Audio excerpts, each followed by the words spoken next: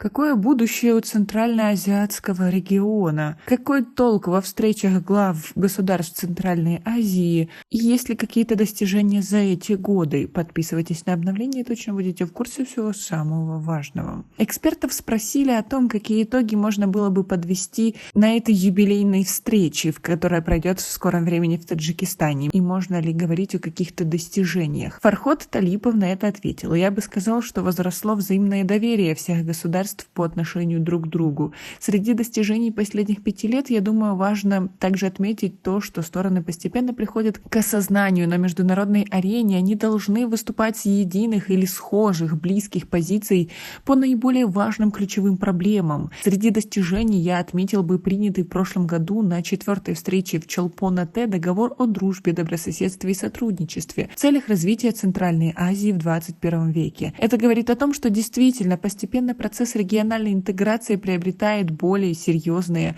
очертания. Но этот договор еще не подписали Таджикистан и Туркменистан. С учетом того, что саммит пройдет именно в Душанбе, эксперты считают, что таджикская сторона и туркменская в конце концов подпишут этот договор. Выглядело бы еще более странным, если и на этот раз они воздержатся от подписания. Так что будем надеяться, что с подписанием этого договора Таджикистаном и Туркменистаном документ обретет полную силу.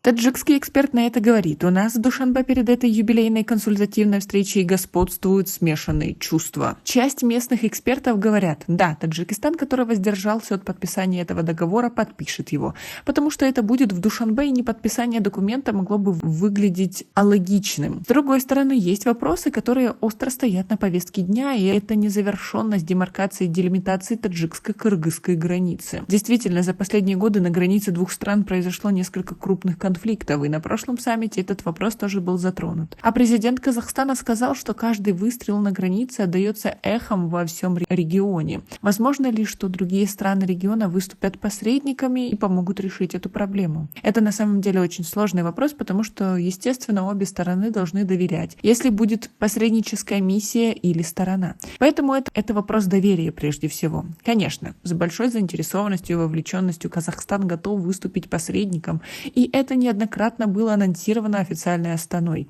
Мне кажется, обе стороны имеют потенциал для того, чтобы с учетом опыта регионального и опыта соседей решить эти вопросы. По крайней мере, мы видим, что на самом высоком официальном уровне подобные заявления есть. Для полноценной успешной интеграции в регионе сам процесс консультативных встреч идет очень медленно и вяло. Стороны демонстрируют не столько яркую решительность, сколько осторожность, сдержанность в этом вопросе. Даже само слово «интеграция» редко употребляется в отношении риторики в заявлениях. Говорят больше кооперация, сотрудничество, связанность. Говоря о проблемах, обозначу последнее. Центральноазиатские страны одновременно участвуют в целом ряде различных, даже внерегиональных форматах, таких как ШОС, ОДКБ, ЕАЭС и так далее. Не все они одинаково совместимы с идеей Центральной Азии. Некоторые из них даже несовместимы, а наоборот противоречат ей. Евразийский экономический союз, членами которого являются Казахстан и Кыргызстан, отвлекает их от центральноазиатской интеграции.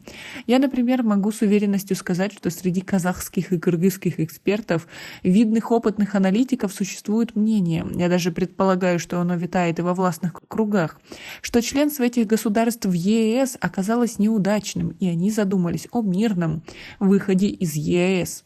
Поскольку членство в этой организации оказалось совершенно невыгодным, тем более с учетом контекста войны в Украине и наложенных на Россию санкций. Поэтому я хотел сказать, что приоритизация, собственно, центральноазиатского регионального формата в сравнении с другими организациями является серьезной проблемой. Я бы сказал так: участие в других организациях должно быть подчинено идее Центральной Азии. Но какие выгоды будут для наших стран от этой интеграции? Укрепляя субъективность региона, мы укрепляем субъективность каждой страны в отдельности. Наша национальная независимость будет укреплена посредством регионального объединения. Второй вопрос — это очень просто, он на поверхности. Рынок, например, в 10 миллионах человек, в 7 миллионах или в 35 миллионах человек — это все-таки маленькие рынки. Рынок в 75 миллионов человек, он более привлекателен, более интересен. Если наши страны объединятся, создадут единый рынок, рынок, будут доверять друг другу и обмениваться товарами и услугами, то Центральная Азия больше не будет выглядеть как какой-то отсталый клочок земли, где живут какие-то варвары, а по сути может развиваться и своими богатствами выйти на очень хороший уровень и заявить о себе всему миру. А как вы думаете, возможно ли это и какие перспективы там для нашей страны? У нас пока на этом все. Оцените наше видео подпиской и лайком. До скорой встречи.